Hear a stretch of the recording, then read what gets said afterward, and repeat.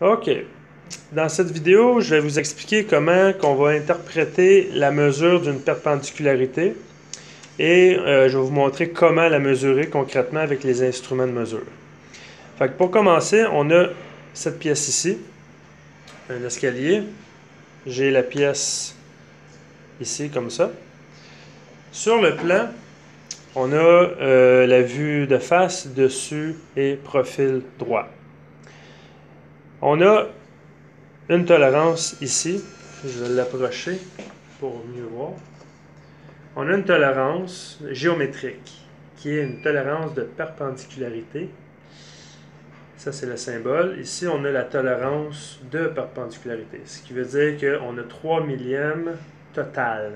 Okay? Ce n'est pas plus ou moins 3, c'est 3 millièmes total par rapport à la surface de référence A. Okay? Les surfaces de référence sont représentées de cette façon-là, avec un triangle, une ligne et un carré et la lettre qui est dedans. Cette surface ici, c'est une surface de référence. Alors, on va interpréter la tolérance de perpendicularité, ce qui veut dire cette surface ici, celle qui est pointée par la flèche, c'est elle qu'on va vérifier avec nos instruments.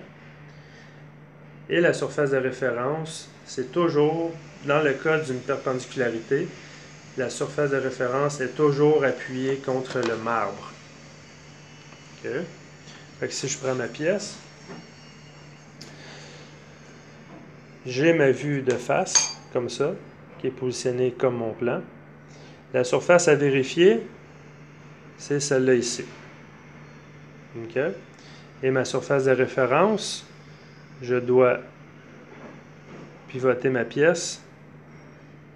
Et la surface de référence, c'est celle-là ici. Alors, cette surface-là, on l'appuie contre le marbre. Okay. On s'assure évidemment de nettoyer le marbre, de nettoyer le dessous de la pièce. Ensuite, on vérifie cette surface-là ici. Celle-là ici. On veut savoir si cette surface-là est à 90 degrés par rapport à la surface qui est appuyée sur le marbre. Alors, pour mesurer, on va avoir besoin de quelques instruments, dont ça ici. Ça, c'est une base qui est ronde avec la tige et le support. Et ici, on a un palpeur au dixième de millième. On peut prendre un palpeur au 5 dixièmes, il n'y a pas de problème. Mais au dixième de millième, c'est plus précis. Alors, il n'y a pas vraiment de nom pour ça. C'est un support pour tenir le palpeur pour vérifier la perpendicularité. Et cet instrument-là doit être calibré.